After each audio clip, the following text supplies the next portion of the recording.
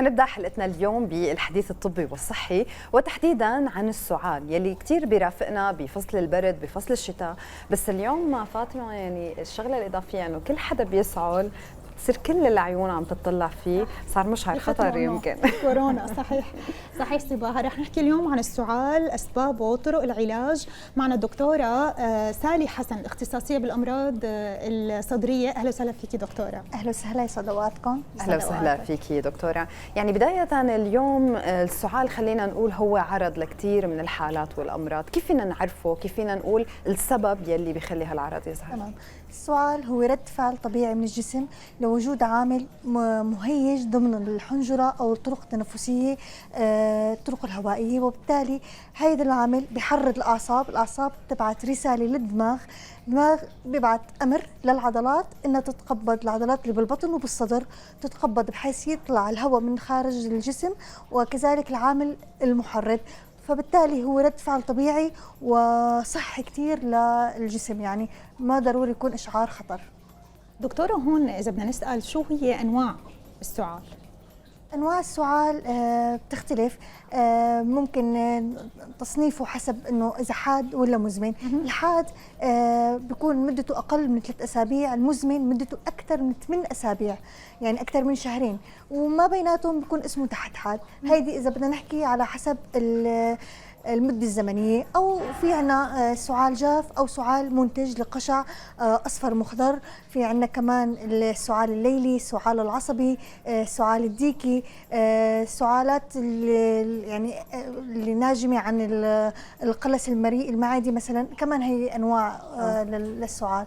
يعني دكتورة في نقطة حكيتي عنها أنه السعال الليلي، بشكل عام نلاحظ أنه نوبات السعال هي بتنشط يمكن بالليل لما الواحد بيروح لينام أو أول ما بيفيق، شو بتكون الأسباب؟ صحيح تماما. هلا أهم الأسباب للسعال الليلي هن 3 أسباب.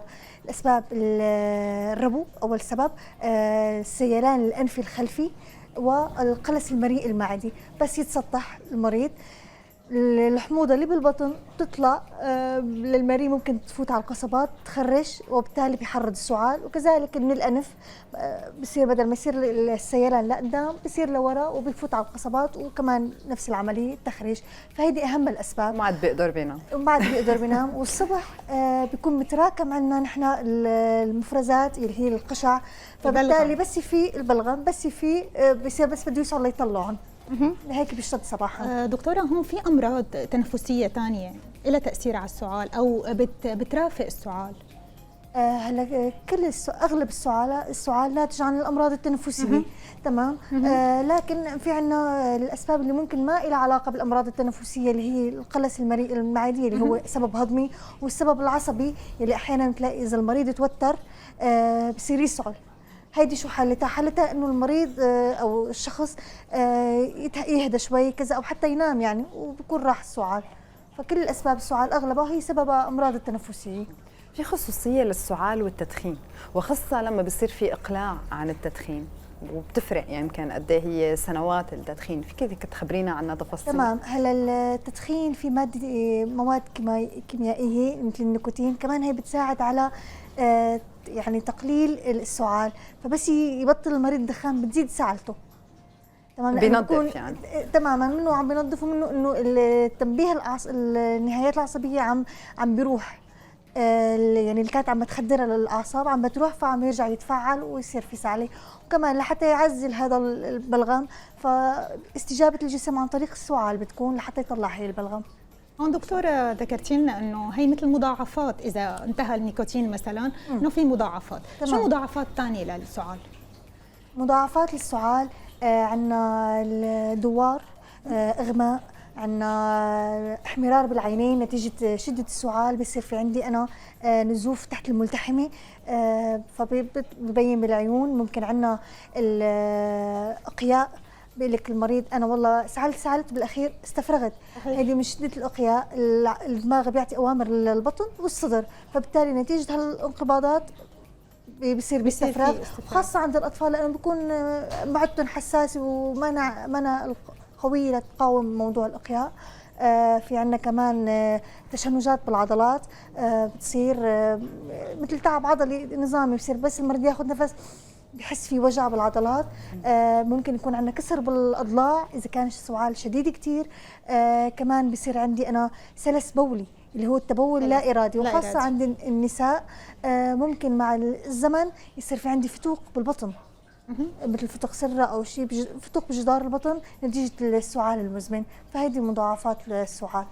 دكتورة، في حالة من السعال التحسسي بنلاقي في أشخاص ما عندهم ولا عرض لكن دايما عندهم حالة سعال، حتى بيكون هيك صوته خفيف يعني وبيرافقهم لفترة طويلة، كيف بينتج؟ كيف بنتعامل معه؟ هلا هذا السؤال التحسسي بيكون في شيء عامل مؤهب لهذا الموضوع، خاصة التبدلات الفصلية، تمام، فصل الخريف وفصل الربيع، وعندنا مثلا الغبار كمان هي ممكن تحسس، المواد الكيميائيه او حتى الدخان، المريض بيتحسس على الدخان، ممكن يتأهب عنده السعال بس يشم ريحه الدخان، فهذا شيء طبيعي وآلية أرجية يعني تحسسي ناتجه عن هذا المواضيع، فبصير عندنا الجسم بيرتكس للسعال، بيرتكس عليها بحيث انه يدافع عنها، ما يشمها بصير يسعل. انت دكتوره بنحس انه وصلنا لمرحله خطره، انه اللي سعلته كثير بتزيد عن الحد فبيوصل لمرحله خطره، لازم هون يراجع الدكتور. تمام، هيدا بكون اذا في حراره. هلا طبعا مو كل سعال نحن المفروض نراجع الطبيب، امتى نحن بنراجع الطبيب؟ اذا كان السعال مزمن، اذا السعال يعني استمر لاسابيع، اذا ترافق مع حراره، اذا ترافق مع قشع اصفر مخضر او قشع مع خيوط دمويه. هون نحن لازم نراجع الطبيب. اذا كان في فقد وزن، اذا كان في تورم بالساق، هون كمان في اسباب ثانيه، هون لا الطبيب هو قادر يشخصها، فهيدي الاسباب نحن بنراجع فيها الطبيب. طبعا في حالات الخطره يلي مثلا الاختناق، مثلا مريض مفرزاته كترت كثير، خاصه الكبار بالعمر او الصغار كثير، فبكون هدول غير قادرين على انه يطلعوا، فممكن يصير عندنا اختناق بالقشع او مثلا بالخيوط الدمويه او الدم مثلا اذا كان عم يطلع مع السعله، فهي حاله مهدده للحياه ومفروض يراجع فيها الطبيب. تمام. في نقطه دكتوره كمان خاصه بالمدخنين، يعني بلاقي في اشخاص رغم انه هن بدخنوا كثير عندهم صوت سعال ملفت للنظر، يعني بتخلي اللي حواليهم يقول له انه سعالتك غريبه لازم تشوف طبيب، فرغم انه هو مدخن يعني بشكل عام المفروض انه يتوقف هي الآلية، هل هالشيء هو مشعر او انذار خطر لشيء معين؟ لا، مو صوت السعلة هي اللي بتحدد الخطورة، لا ما في هيدا الشيء أبدا، لكن هي السعلة بشكل عام ممكن تكشف عن شغلات تحتها مخباية، يعني مثل شو؟ مثلا المدخنين على عمر طويل ممكن عندنا أهبل السرطان، فهون نحن لازم نراجع طبيب، او مثلا يكون عندنا الداء الرئوي الانسداد المزمن اللي هو ناتج عن التدخين، اللي بعد مده زمنيه معينه وتعرض لكميه دخان معينه بصير عندنا هذا الموضوع اللي عامل وراثي يمكن. لا لا لا لا، ما له علاقه الوراثه، له علاقه التعرض اكثر، التعرض للتدخين او المواد الصناعيه. بصير عندنا مثل الربو، هذا الداء الرئوي الانسداد المزمن هو عباره عن يعني آليته بتشبه الربو، لكن بسبب الدخان، تمام، فبيعطي اعراض نفس اعراض الربو، ضيق النفس، الصدر بيصفر بيوز، بيقول لك انا صدري عم بزمر، بيجي بنفس الاعراض، والسعلة كمان المستمره، فهيدي عوامل الخطوره اكثر. دكتوره كيف فينا نفرق بين الربو والسعال العادي؟ يعني الحاله التحسسيه هي او الربو، هلا هيدا بتميز عن طريق عدة اختبارات، من ضمنها اختبار وظائف الرئة لنشوف نحن القصب الهوائي قد ايه عم بمر فيها هواء، هيدا بشخص لنا الربو، هيدا عامل اساسي. بس احيانا مو كل الربو بتظاهر بالتضيق والقصبات، ممكن فقط السعال، هيدي ممكن نحن نعمل لها اختبارات ثانيه محرضه مثل اختبار التحسس الميتيكولين، هيدي بدها مراكز معينه، ولكن القصه السريريه هي اهم شيء يعني بالتوجه، ومن ثم هي الاختبارات. دكتوره بالنسبه للاطفال، يعني شو خصوصيه السعال عندهم؟ اشيع اشكال واشيع اسبابه، يعني مختلفين عن الكبار اكثر؟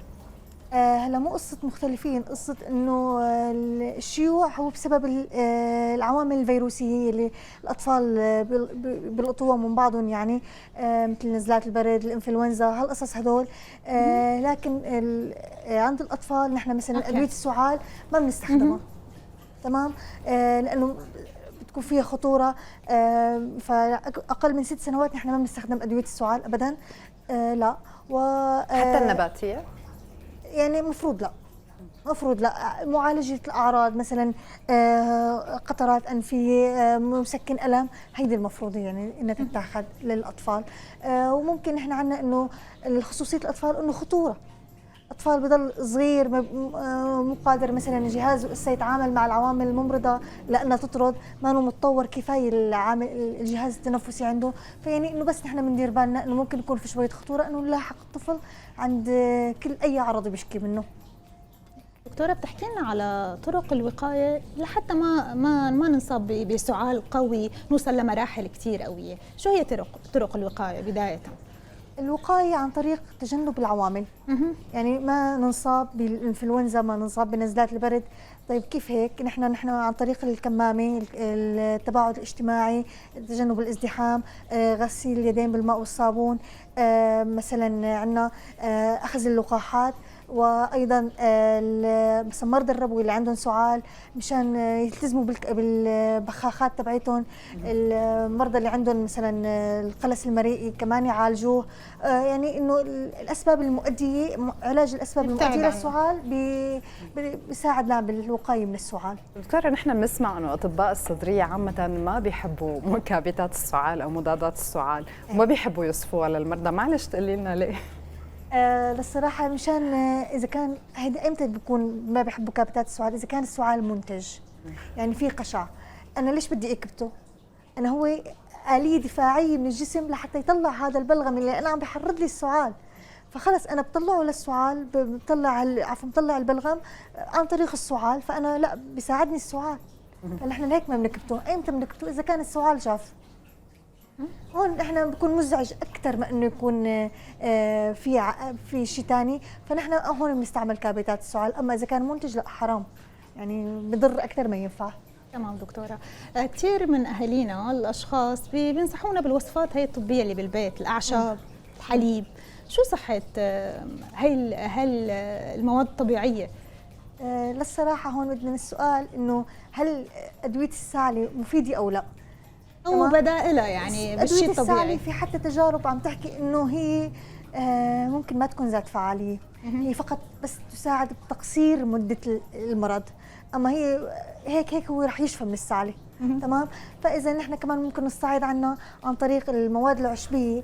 كيف يعني هي بس مشان الفائده منها انه البخار تبعها، هذا البخار بيساعد على تسييل او تمييع البلغم او القشع لحتى يطلع.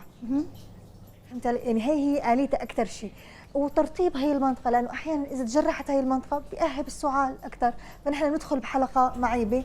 لهيك نحن بنشرب سوائل سخنة، مثلا العسل، حتى الحليب، حليب وعسل أو هيك شيء، العسل بيرطب هي المنطقة مشان نوقف هي السعال. خاصة عند الكبار بالعمر. الصغار ممنوع نحن نستخدم العسل، خاصة أقل من سنة، لأنه في بكتيريا ممكن جسم الأطفال ما يكون قادر إنه مؤهب لحتى يدافع عنها.